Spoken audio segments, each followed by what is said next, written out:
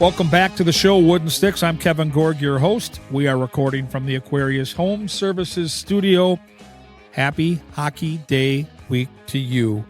What a great week to be a part of a hockey podcast. And counting those days down, I'm recording here on a Wednesday. Got home super late last night from Montreal. The 5-day, 3-game road trip for the Minnesota Wild concluded with an aorta smasher last night. Heartbreaking indeed, as Cole Caulfield scored with 15 seconds left to allow Montreal to beat Minnesota 4-3.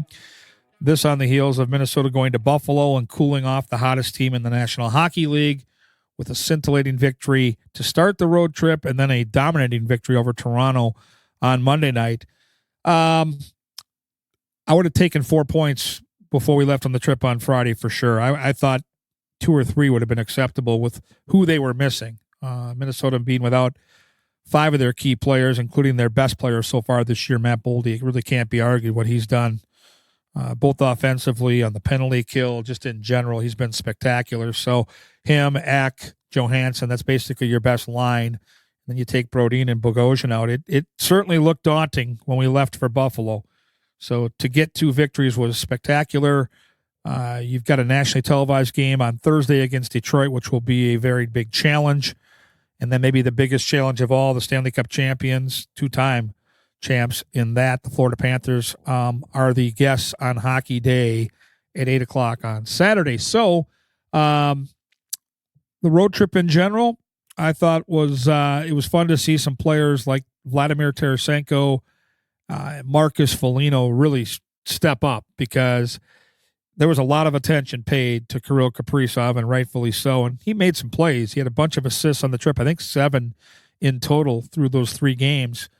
Zuccarello and Ryan Hartman kind of reaping the benefits of a little more open ice because of the layers of defense to slow down Kirill.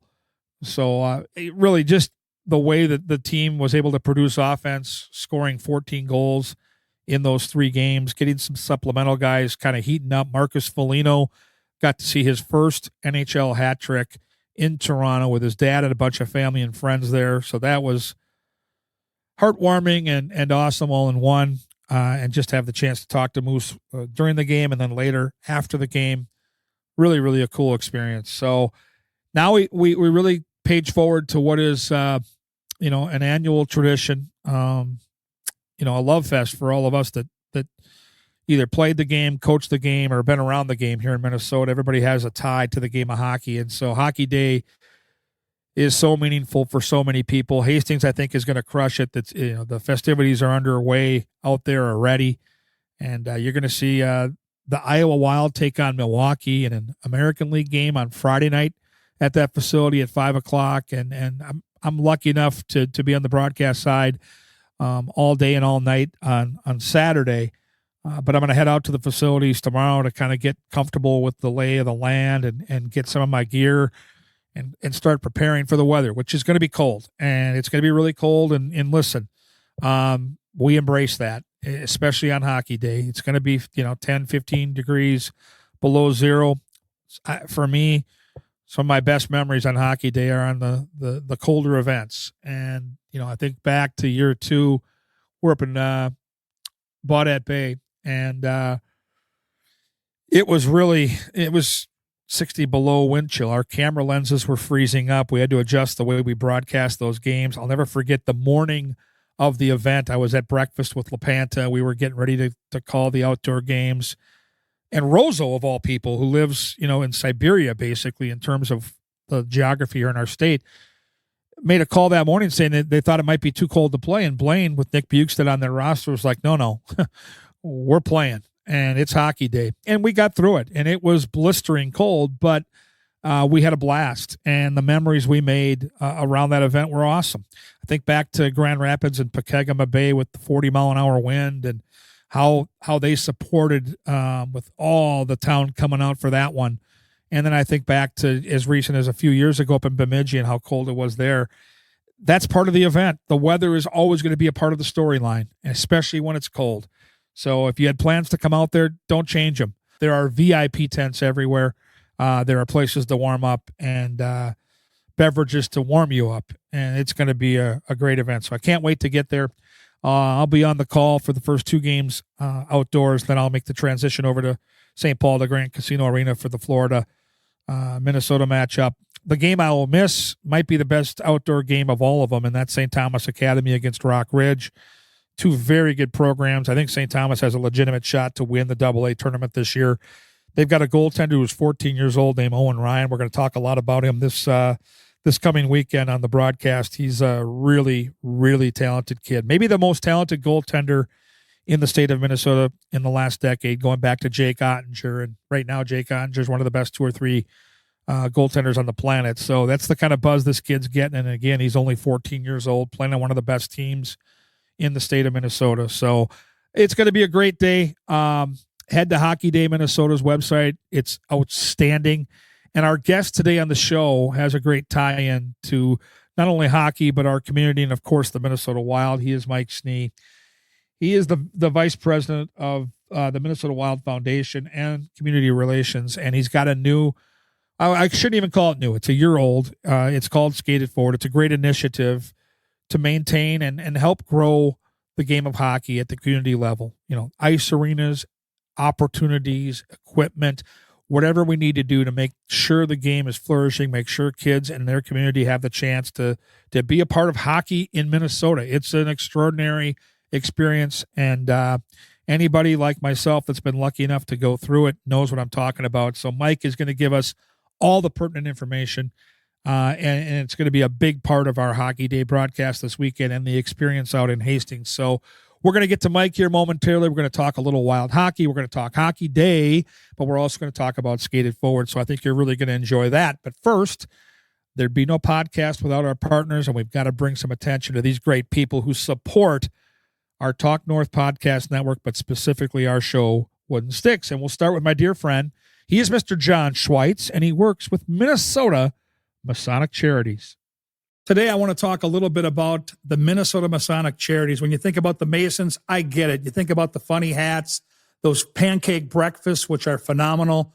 My dear friend John Schweitz and I have chatted about this, and it's so much more than that. They've got the Masonic home over in Bloomington. They've got the hospital for the children over at the U of M. They are the largest fraternal organization in terms of charitable needs in our country, and they deserve a ton of recognition. So thank you, Minnesota Masonic Charities, for all you do and for supporting us over here at Talk North, and a special thanks to my good friend, John Schweitz. Also appreciate the great support from all the friends of ours over at Onyx Fish and Onyx Maps. Have you ever driven past a piece of land and wondered who owns that? Or maybe you need to know exactly where a property line runs. That's where Onyx Hunt comes in. And it's not just for hunters. There are folks using Onyx for their jobs every day throughout the country. From farmers and ranchers mapping out their fields, wildland firefighters navigating rough terrain, to construction workers needing to know who owns what property, this app offers something for everyone. If you need the best land ownership maps, aerial imagery, and property boundaries in your pocket, Onyx Hunt is the tool for the job. Try it free for 7 days. Download Onyx Hunt in the app or Google Play Store, or visit onyxmaps.com/hunt to get started. And every day is a good day to thank the folks at Lexus of Wayzata and Maplewood. Up next, Mike Snee from the Minnesota Wild as we celebrate Hockey Day Minnesota here on the show.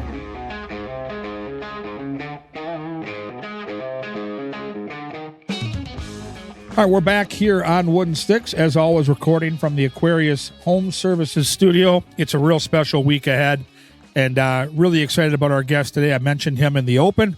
He is the vice president of the Minnesota Wild Foundation and community relations for the Minnesota Wild. He is, of course, my dear friend, Mike Snee. Mike, first of all, happy Hockey Day week to you, and welcome back to the show.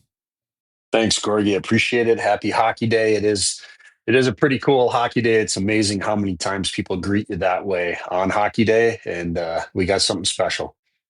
You know, I try to put it into words when I explain it to people who maybe live in other places. And I was talking to some of the folks in Montreal last night working that game, and I said, you know, for all of us that work along the broadcast and have an opportunity every year, and this is the 20th straight year of Hockey Day, to be a part of it, it takes me back to when I was a kid in the week of Christmas, right? You have those butterflies in your stomach every day when you wake up. You're looking at the calendar, you're counting those days down. I look at it the same way. Like I get excited for this thing when we kind of have that 100-day countdown start, and then the week of the juices really start flowing. It is every year. It feels like it gets bigger and it gets better. And I love when there's weather. Like, listen, I don't love being out in the cold when it's 6, 8, 10 below on a normal day. But for Hockey Day, if you give the weather as part of the storyline, I know how these communities rally around the day, and it just makes it that much more special for me. We have been in contact with all of the high schools playing this week, and it's not all just on Saturday. There's games all week long. And then, as you know, the Iowa Wild have a game on Friday. Yep. And such a cool part of this is right now it's everybody's all in. No, we're playing. They see the forecast. They know what it's going to be like, and they want to do it. And that speaks volumes about how cool this day is, how meaningful it is to these players. And we're moving ahead. And you'll appreciate this, Gorgie. The people I feel most for are the goalies. The skaters can go back to the bench. The benches are heated. They can throw in a little hand warmer for 30 seconds in their gloves. But those goalies, I don't know how they do it. You have to stay moving. I think this is one of those days, if you're a goaltender and you're out there for a long stretch of time, you just have to kind of stay moving. And so when there's a whistle or a break, you can kind of skate around a little bit. Just keep your body moving. And I think when you get into the battle and you're out on the ice, I think the adrenaline kind of covers you. But there's already been conversations around our broadcast of either eliminating or shortening commercial breaks during the actual play, and then maybe having a little longer intermission with more commercials, obviously, for the players to warm up. So we're cognizant of the issues that might take place.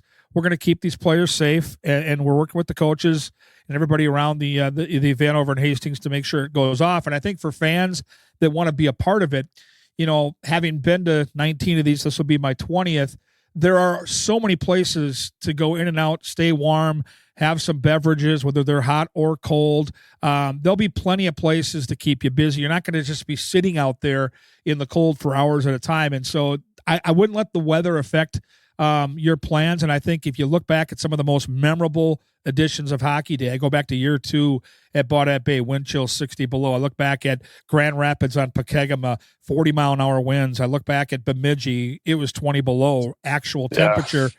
Yeah. And these are wonderful events that I'll never forget. And a weather that becomes part of the storyline, I think only enhances the memories for these kids too, because they're never going to have anything else like it.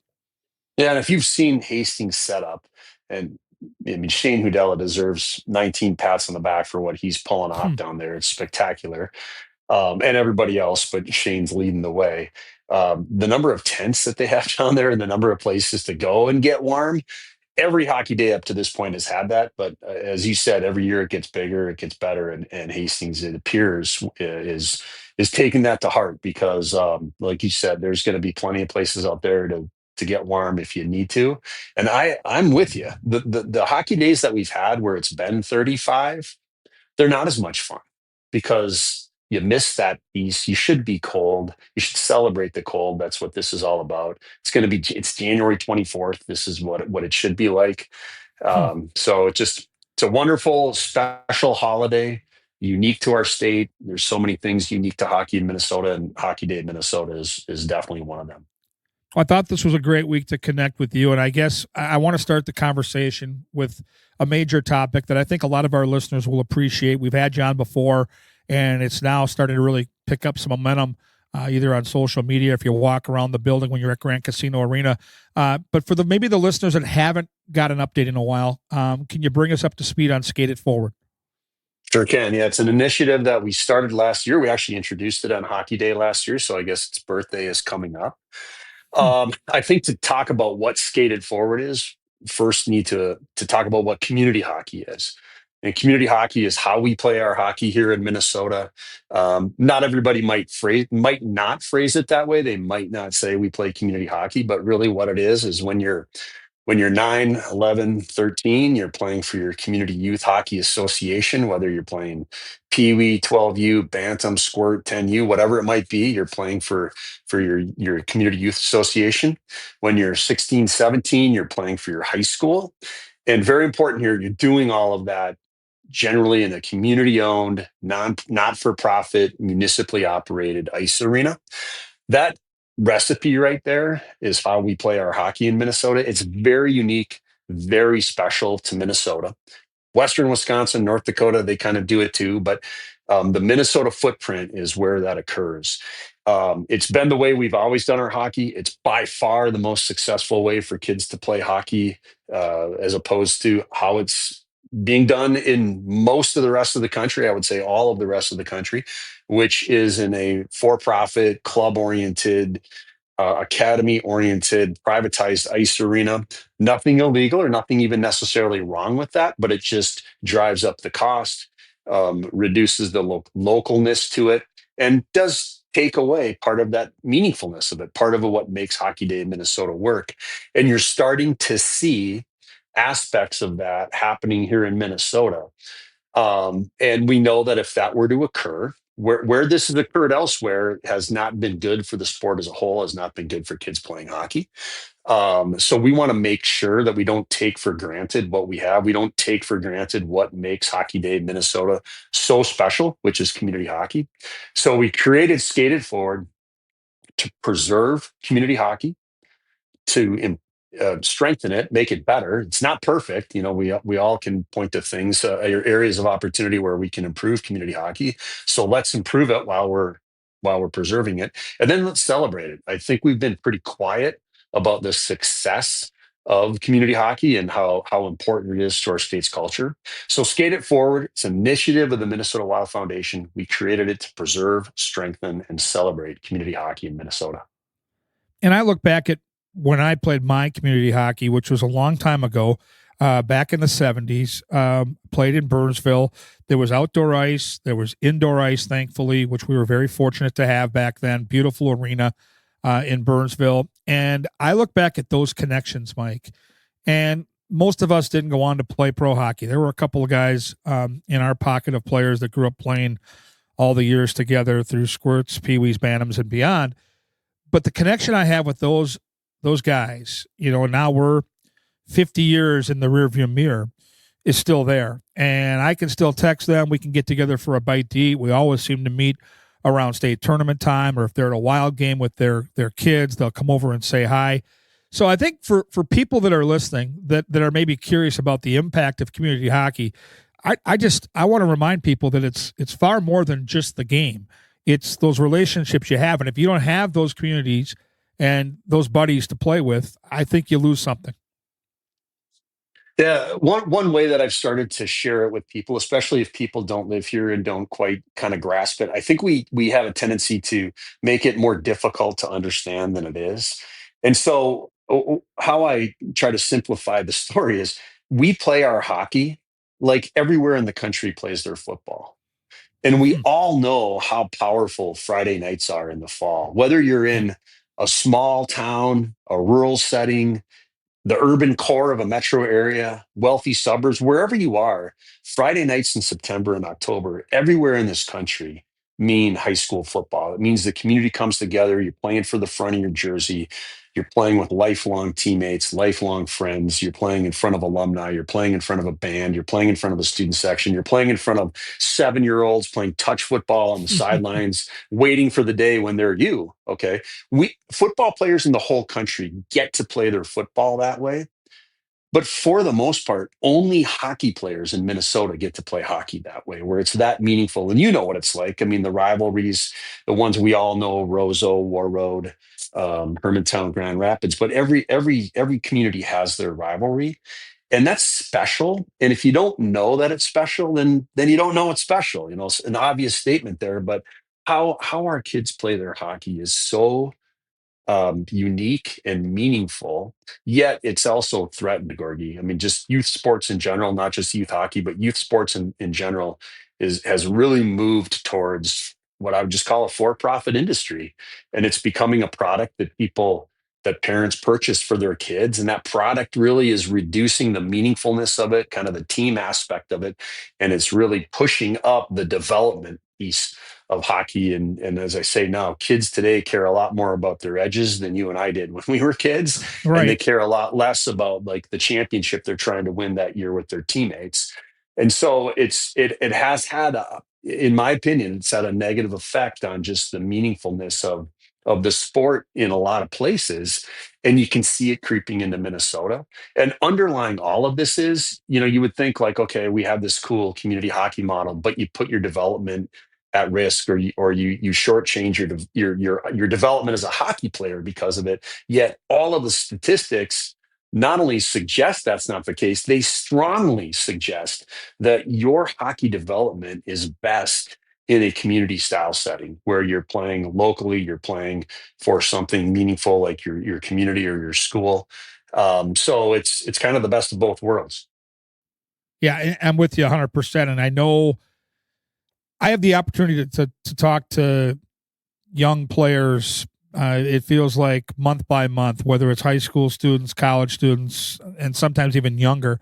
And what I remind them is, we're all in such a hurry. It feels like now in life to get to the next spot, and it's crept into all of our sports where it becomes more about the landing place than the journey. And Oh, I great think it's a line. problem. Yeah. I do. I think it's a problem because what ends up happening, and I've talked to some college coaches about this, is these players end up leaving high school early, going where they think it's going to be, the grass is greener and they're going to have a quicker path to where they're going. And what I will remind them of, and I've got, 50 years of experience having been a youth hockey player and seen players at all levels from a player's perspective, coach's perspective, and now a broadcaster. The ones that are good enough, I look at the Nick Bukestads, the guys that played, youth hockey together, high school hockey together. I think of Nick Leddy. If you're good enough, you're going to get there. And it's just all about what you want for your experience. And I think families have to remind themselves of how fortunate they are, especially in this area, to have that experience, to have a group of people you can grow up with, play all the way through youth hockey and have a goal of winning every year. But really, the back of your mind, we're going to gather again when we're in high school, and we're going to do something extraordinary. We have this state tournament sitting out there that is irreplaceable. The experience is second to none. And I think people are really needing to be reminded of just what that value will be. And hopefully that'll send them back to where they're supposed to be, which is here playing with their buddies in their community. Agreed. Yeah, and we can't put any rules, and if you choose isn't what you want to do, then I guess there's nothing wrong with that. But we're hopeful, and I appreciate that the Minnesota Wild wanted to get behind this and realize that we just can't take this for granted, that people are going to continue to do this because of how good it is, both from the experience of it, but also developing you as a hockey player. A lot of people don't know that. A lot of people don't realize that Minnesota far over indexes. They get so much juice from the squeeze when it comes to players making the NHL or the PWHL, or players playing college hockey. So that's part of what Skated Forward is doing exactly what you and I are doing right now, is sharing information, sharing data, having people realize that what we have here is so special and works so well, so that somebody says, why would I leave this? And so huge thanks to the Wild, Craig Leopold and the Leopold family, and Matt Maka, and also to Trio Orthopedics, which it would have been pretty challenging for us to start Skate It Forward if it wasn't for their early support of the initiative. So Skate It Forward, we created it to preserve, strengthen, and celebrate community hockey in Minnesota. And when I think of the balance of power, and going back to when I was young to where we are now, how vibrant right now is small town hockey in the state, and how important is it for us to make sure that those programs have the chance to make the trip to St. Paul, to have those lofty goals? Because I feel like, Mike, the tournament's better. It always has been when you've got a great combination of schools in the metro, schools from down south, and of course in Minnesota, the 218ers up north. Well, look at last year's state tournaments. 3 of the 4 champions were from outside the metro area. Yep. Dodge County on the girls' side, and then East Grand Forks and Moorhead on the boys' side.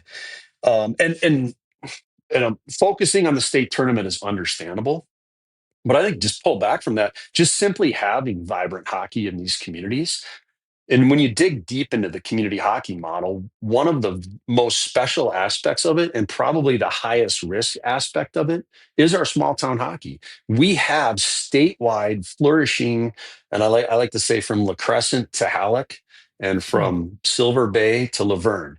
We have hockey in all corners of this state. That can't be said about almost every other state. Hockey is growing in so many newer places in the country, and that's really exciting. But if you look at where it's happening, it's really only happening in the large metro urban areas. So, in other words, the Crookston, the La Crescent, the Waseca of Missouri, Texas, and California, they're not starting hockey. And they're not going to start hockey. They're not going to build a rink because you can't really make money owning a rink in Wilmer. But in Minnesota, because we put ice rinks in the same bucket as bike paths and community pools and football fields and playgrounds, the intent of the rink isn't to maximize profit. The intent of the rink is to serve the community. So we have all of these wonderful smaller communities, small communities that aren't part of large metro areas that have rinks and then provide hockey to the people in their community. And that really, as much as anything, I mean, I guess if you were to ask, I would say the two things that set community hockey in Minnesota, apart from the rest of the country, is small town hockey and how thriving our girls hockey is. How many girls we have playing hockey. 1 out of 59 women in our country are from Minnesota. 1 out of 5 women that play hockey in our country are from Minnesota. We just crush it on the girls' side. And then just being able to grow up in so many of these smaller towns and be a hockey player is something that, I certainly would have taken for granted. I wouldn't have even thought of it 15 years ago. And now, as much as anything, it's what I want to make sure that we don't lose here in Minnesota, is that a kid can grow up in Cloquet, or a kid can grow up in Eveleth or wherever and be a hockey player. I'm glad you mentioned the girls' side of things, and especially in this area. Is there a way, Mike, that you guys have been able to measure the impact of the PWHL? I'm going to be working the Frost game tonight at Grand Casino Arena. When I walk around that building on game night, I'm blown away by the amount of kids, boys and girls, that attend those games, and they're incredibly fun. But I want to know the impact, like on the girls' side of hockey, now that they have that carrot out there, something they didn't have really realistically a handful of years ago. Yeah. Well, I mean, if you go all the way back, when I was growing up in Duluth in the 70s and 80s, I can think of 2 girls that would join us at the outdoor rink for pond hockey. And they were 2 very confident young girls. I'm sure there were a lot of girls that wanted to come out and play, but it didn't look very welcoming then. And then you had the women playing and winning in the Olympics, and then all of a sudden the Gophers started, and UMD, and eventually St. Cloud, Mankato, Bemidji, they all followed, and now we have the Frost and all of the, as you said, all of these different inspirational teams and moments. And then even within that, we just talked about small town hockey. Taylor Heisey, best player on the Frost, perhaps top 10 scorer, soon to be an Olympian. She's from Lake City, right? She played her high school hockey at Red Wing. She's probably a poster of a perfect representative of what we just talked about in terms of somebody. Taylor Heisey probably only becomes a hockey player in the state of Minnesota. If she grew up in Missouri or Texas or probably even Michigan, hockey doesn't find her because it's not close to her. And now not only did she show like, hey, I can make it to the top of the world starting in Lake City, she's doing it right here in our state, inspiring girls and boys every day. Every time the Frost have a game, you can literally look at that and say, that could be me. And she grew up in a family surrounded by basketball players. And I think that makes it even more dramatic that she chose hockey, and she's one of the best players in the world. It cannot be argued. She'll be one of Team USA's best players when they get to Italy here in a couple of weeks. And to me, Mike, that speaks volumes to what you're saying, because that opportunity to make the decision between basketball and hockey, and she played both when she was a little kid, and literally surrounded in her family by basketball players. Yeah. She chose hockey, and that does speak to the opportunity that we have here in the great state of Minnesota. Yeah, and earlier you asked me to talk about skated forward, and really when you want to boil it down, what we're trying to do is get more kids playing hockey next year than this year, and make that an every year thing. In other words, every year there's more Minnesota kids playing hockey than there were the year before. But to do that, we're not going to uncover any more kids from hardcore hockey families. If you're a hardcore hockey family, we have your kid playing hockey. We have to somehow find the families that have some interest in hockey, but for whatever reason, they're intimidated by it, or they're just not comfortable yet getting their kids into hockey. And the most important thing to do that is to just, first of all, have hockey close to them. Like Taylor, somehow Taylor had some interest in hockey. There was hockey nearby her for her to try. So we have to make sure that not only do we not lose any of our ice rinks across the state, any of our community associations, can we possibly add more? Can we create more places where a family can say, I'm interested in that sport, I want to give it a try? And then we have to structure the sport, or keep the sport structured in a community way, so that if a family looks into it and they look at, what does it cost? What's the time commitment? What's the requirements? Do we have to travel a lot? All of those types of things that can push a family away from it. It has to be as inviting as possible, because if we really want to grow the sport, we have to find more kids like Taylor that grew up in a basketball family, or grew up in a wrestling family, or just didn't grow up with any hockey, and go out and extend an even deeper invitation to those families. And that's what we're trying to do through Skate It Forward, is work with our community hockey associations and the people in those communities that make this happen, and and somehow figure out a way where we can go even deeper into the kids in those communities, and have more of them say, I want to give hockey a shot. Because hockey's challenge is much less retention. If we get a kid to play hockey, compared to other sports keeps their kids playing. And I'm biased, but I can just say, because it's a ton of fun. It's such a great sport to play. Our challenge is getting a kid to try hockey. That is not basketball's challenge. That is not soccer's challenge. I like to call those sports like they're the default sports. If a parent doesn't find hockey, it's not hard to find basketball. It's not hard to find soccer. And there's not much intimidating about either of those sports. Where hockey, it can be harder to find it. And if you haven't been involved in it, it's intimidating. But if you play hockey, I mean, maybe this is an unscientific statement, but it's pretty hard to not love it. I 100% agree. So if our listeners want to get a closer look, is there a place you direct them? Or maybe people are going to be coming out to Hastings this week for the big Hockey Day celebration that is. What are some avenues of pursuit if our listeners want to do a little research and maybe get involved with the the grassroots effort of Skate It Forward? Yeah. Well, through our partners at FanDuel Sports, through my incredible coworkers here at the Wild that tell wild stories, tell community hockey stories all day, through our partnership with TRIA, hopefully between by the end of Hockey Day Minnesota, by the end of Saturday, you've heard a lot about it. So hopefully, just paying attention through the weekend, you'll learn a lot about Skate It Forward, and in particular how we're trying to raise funds through the weekend. But certainly go to our website, wild.com. You'll see the Skate It Forward tab right at the top. So wild.com/Skate It Forward.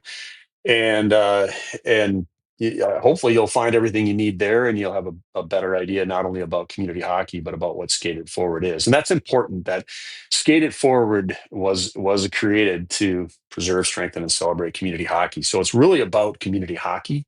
And Skate It Forward is just our, inspired by Pay It Forward. How can we collectively, as the state of hockey, make sure that community hockey is better next year than it is this year?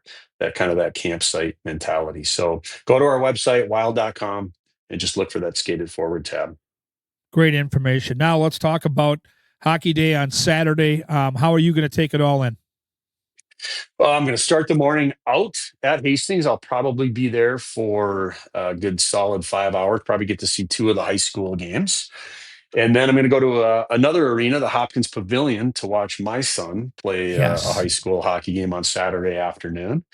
And then I'll either head back to Hastings or get to the Grand Casino Arena early for the 8:00 start. So I will be at minimum at 3 different hockey venues, and I think by the end of the day I will have watched 5 hockey games, one of which my son will be playing in. That's spectacular. And how's his season going? Great teammates, great coaches, great families. I don't know if I don't think Hopkins is going to make the state tournament this year. My son actually goes to De La Salle High School, and they co-op with Hopkins. But I have to say, everything about community hockey is on full display when you're in Hopkins. The way the community supports it, how the parents are so involved, how the coaches, they care so much. Great teammates, fabulous little community building right there in the middle of the town. It's a great representation of how special community hockey is, and I would say, and in spite of the fact that they probably aren't going to go to the state tournament this year. So it's not really about that. That is such a magical part of the experience. It really is about, like you said, having a locker room full of teammates, that the front of the jersey really matters a ton. And it's been a great experience for him. Um, but there's been more losses than wins, I guess, if that's what your question was, Gorgie. Well, and more about the experience, really, when I asked the question, Yeah. because when I look back at my experience, mainly in 1985, my senior year when I was the starter in net, I think back to the bus rides. I think back to the locker room, whether it was before practice or before a game, and all those conversations, the pasta feeds. To me, the hockey season was always about, playing the game. It was great. Love the game of hockey. But when I look back at those friendships and those connections, it's all the stuff we did around the actual practicing or playing that I remember the most. Like, I can't remember a lot about the games. I really can't. But I do remember some, like one of the traditions we had, Mike, and I was reminded of this on this most recent road trip because all three buildings played the song, is our tradition at Burnsville was if we won a road game, Coach Osiki, who was pretty strict with us because we were a bunch of idiots, but he would let me grab the microphone on the school bus on the drive home from the win, and I got to lead the bus in a version of "Oh Canada," and that was our fun little tradition. And it's once we got the bus rolling, heading back to Burnsville High School after a win on the road, I would go up there and lead the boys in "Oh Canada," and it's something I'll never forget. And so when I hear it at Bell Center last night, when I hear it, whether it was in Buffalo or Toronto, it takes me back to those bus rides with my hockey loving buddies, and it makes me smile. Yeah, though I don't know what they're singing on the bus. I'd have to ask my son that, but I can just tell how much he's enjoying it, and how much a part of something pretty special that he feels. And you're right, when they get together, when they run into each other in 20 years, or when they get together for a reunion, um, it's going to be nothing but great memories, because it's such a tight group. They care a lot about each other, and it's been a fabulous experience for him. And I look forward to watching him play again tomorrow. And I can already feel like how quickly it goes by, because Yes. we're a month away already from the start of section. So it's crazy that the season's almost over. Goes by in a blink. I'll never forget how fast those seasons would go by. All right, so we're both kind of on the inside in terms of being around the Minnesota Wild, and I was completely caught flat-footed and blindsided. So let's go back a little over a month, December 12th, I believe the date, when Billy Guerin pulled off this unbelievable trade and brought in Quinn Hughes. Number one, where were you? And number two, how surprised were you, Mike? I was at my house.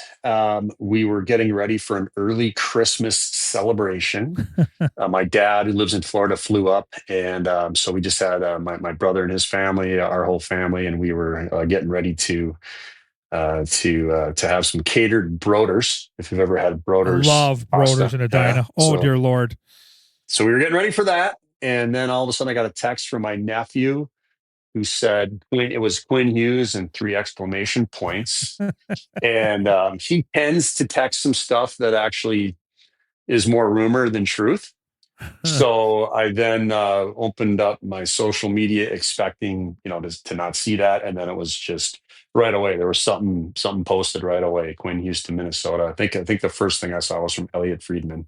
Yep. And then just like the rest of the night, I don't want to say we were consumed by it. Like probably my wife and a few of my other family members were less consumed by it, but certainly myself and my son and other people, and it just overtook us. And then, of course, some of my coworkers, all of a sudden Friday night, their Friday night plans changed, and they had to get back to work. But it was one of those cool, it's so much cooler because it was so unexpected. You hadn't Right. really even heard rumors about it, right? Whereas if Nothing. you hear rumors about something and then it happens, it's cool, but it just like how unexpected it was when it occurred. It didn't occur Tuesday at 10 a.m. It occurred Friday at 6 p.m. or whatever the exact time was. So it just really was quite a moment. And then now, as you're seeing, like it certainly appears to be working out. He's playing great. The team's playing great.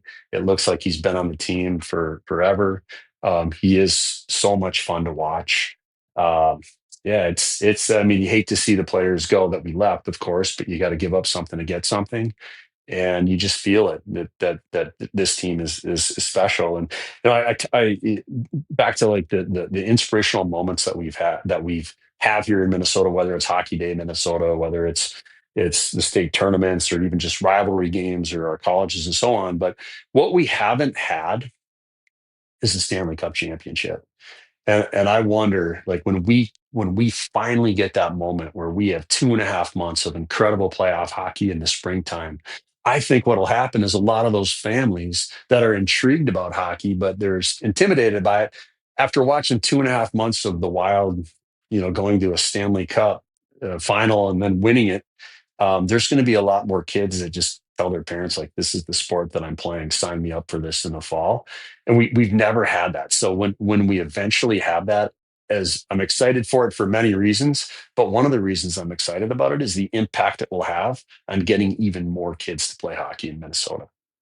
I remember vividly the run the North Stars had in 1991 all the way to the Stanley Cup. Great series until the very end with the Pittsburgh Penguins. You couldn't go in a grocery store. You couldn't go pump your gas.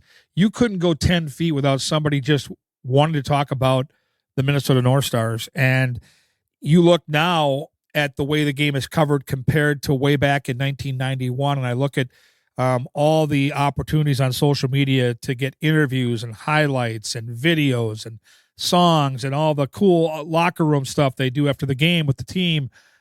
And I can't even begin to imagine in a place like this where hockey already is so popular, the impact that would have. And that's the dream. Like, I've been doing this for 20 years covering the club. And when people ask me, like, when you close your eyes and dream, like what does it feel like? And I've just got a taste of it being a North Star fan as a youngster and then seeing that run in 91. And I'm telling you, this team's close right now. And it would be, I can't even put it into words, but I'm going to tell you, it would be for a lot of hockey fans, a life-changing experience because it's the Cup and this is Minnesota. And I think it's been hard for us to watch places like Tampa Bay and Florida have these incredible celebrations, right? And I worked in those buildings and those fans kind of come and go, especially with the Florida Panthers. Our building's been full for 25 years. For the most part, it's been full every year, every night. And so I kind of feel like it's about our time and it's about our turn. And I think this roster right now, the way Bill Guerin has it constructed, is bar none the best team they've ever had. So I don't think we're far. I really don't. Oh, I completely agree. It's clearly one of the best teams in the NHL, and it's not that they're just kind of playing well, and it's a mirage. I mean, the roster is great; they are playing well. Um, yeah, I don't want to get too excited because I know. we live in Minnesota, and not just a hockey team, but just we know what the outcomes frequently are. But it's going to happen. It certainly feels like this year it can happen, and if it does happen, it's for the most part uncharted waters for us. How much fun would it be to play hockey into mid-June and to win more often than you're losing and to have it culminate with a Stanley Cup championship? I mean, you don't want to get ahead of yourself, but it's going to happen. And you're right. I think just this team, you look at it, and there's a lot of special ingredients in place. I think of a run to the Cup and the differences between 91 and where we are now. And I mentioned the social media, but I just think of the geography where the Met Center was. There wasn't a lot of stuff around the Met Center, like bars and restaurants. And you think of West 7th in the middle of, whether it's, late May into early June, and you think about Minnesotans, patios, and libations, and the atmosphere leading up to these games and the atmosphere after these games. and that whole community surrounded with wild jerseys and wild everybody, probably in their cargo shorts, whatever, their flip flops. It would be a magical experience, and I can close my eyes and think about it. I don't think we're far from it.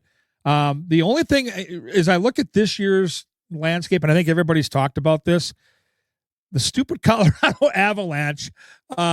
They look like they're unbeatable, but I will say this: it's January, and if the Wild are healthy and make a run and have to beat Dallas, they're going to be playing their best hockey to do that.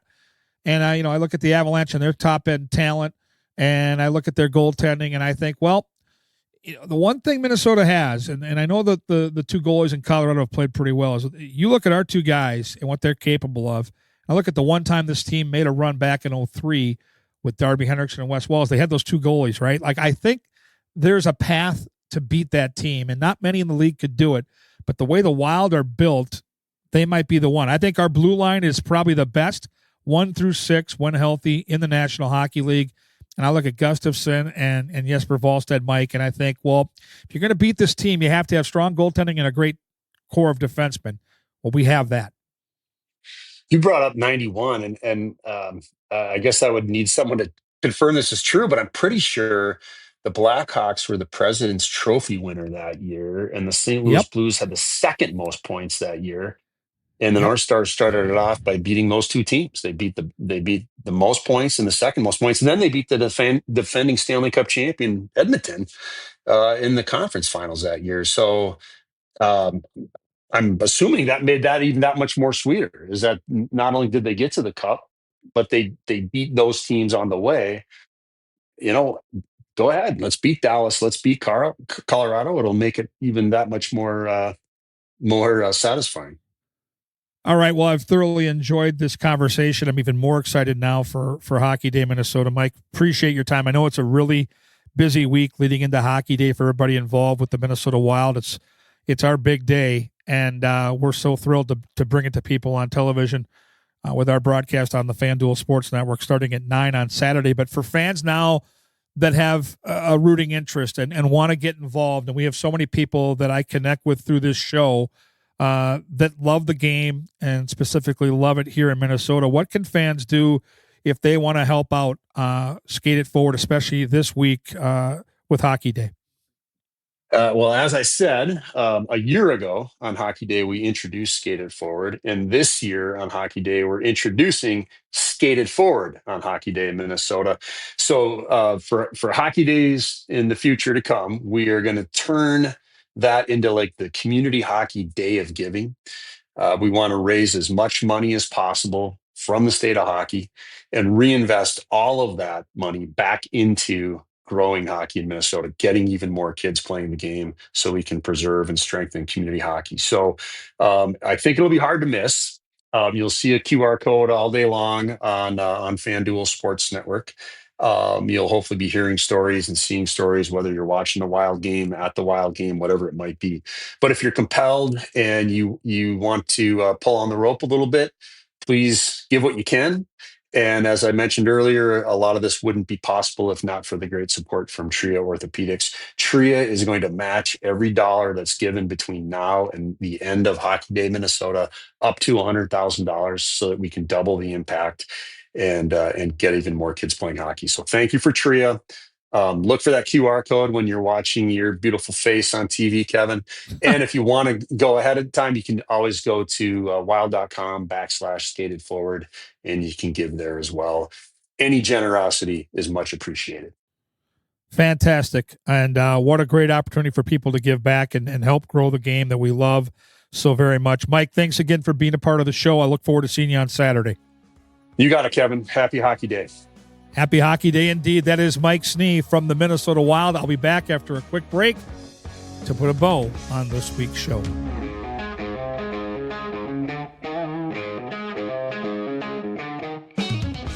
All right. Great fun today to connect with Mr. Mike Snee. You can feel the passion when you listen to him speak about Skate It Forward. It's a fantastic endeavor. It's a vital part of the future of hockey at the grassroots level in Minnesota. And great information from Mike. And again, no pressure involved. If you feel the need and you have the opportunity to get involved, strongly encourage it. And what a great time to do it when we kind of come together, not only as, a state, but as, separate pockets of our state and all these great communities that celebrate and love the game of hockey. Hockey Day has become that day. Whether you're in Hastings, whether you're watching the broadcast, or so many families all over Minnesota getting together, watching at the sports bar, at a hockey tournament, at a high school game, in their backyard, on a frozen pond. Everybody celebrates Hockey Day Minnesota a little bit different. And so a perfect day to kind of have that thought process involved and maybe giving back a little bit if you're able and willing. I think it's a wonderful cause. And Mike Snee, I think, did a great job today of kind of explaining the value that it brings. And, I think it's important on a day like Hockey Day, Minnesota, to not only enjoy the festivities and celebrate the game you love, but also at some point find some appreciation for the opportunities we have in our state. Whether you're playing the game now or whether you're an old guy like me or an old gal and just want to watch the game of hockey, think about the opportunities you have on any given night in the state of Minnesota to go find a great game to watch. Whether it's youth hockey, whether it's high school hockey, think of the college hockey now that's available in the state of Minnesota now that St. Thomas is D1 and they're ripping it up. Top, I think, 13 right now in the pairwise. So, no, there are so many places. And, of course, downtown St. Paul and the Minnesota Wild, one of the best teams in the National right now. So, yeah, it's a day to celebrate maybe the memories you've made already, maybe the family that you have and the impact hockey's had on your connection with your family and friends, but also to celebrate the opportunities we have in Minnesota. There's nothing like it, man. And traveling the country with the Wild, it's one of the questions I get more often than any other is tell me about Minnesota state tournament, youth hockey. What's it like growing up there? Because, we start to have a conversation and I'm working a Wild game. At some point they ask me where I'm from. And I mentioned that I'm born and bred in Minnesota, been there all my life for the most part. And they're just fascinated with what they've heard and seen in terms of the way we celebrate the game here. So get involved if you can. Mike Snee, Skate It Forward. Wild.com has the info. And, of course, Hockey Day Minnesota, another great place to get involved. And hopefully we can all continue to grow the game here in Minnesota. And hopefully here in the spring and into the summer, as Mike and I talked about, we get to watch this team, this current edition of the Minnesota Wild, make a run at Lord Stanley's Cup. There would be quite the party in St. Paul every step of the way, but mostly West 7th and the parade afterwards. So I don't think we've ever been closer and never had a team that had this much talent. So it's okay to talk about it and dream about it. And Hockey Day Minnesota, certainly that'll be a part of the storyline as the Florida Panthers come calling on Saturday night. As always, you can ping me on Twitter at Gorgamatic21. Any recommendations for guests on the show or feedback you want to give, always welcome it. Had the chance to connect with some great fans here the last couple of weeks, and we've got great guests coming up. So stay tuned. We try to record midweek and release a show by the weekend, week by week, and we're going to cover the game of hockey at all levels and all year long. It never slows down here on Wooden Sticks. Thanks for listening today. See you Saturday for Hockey Day Minnesota.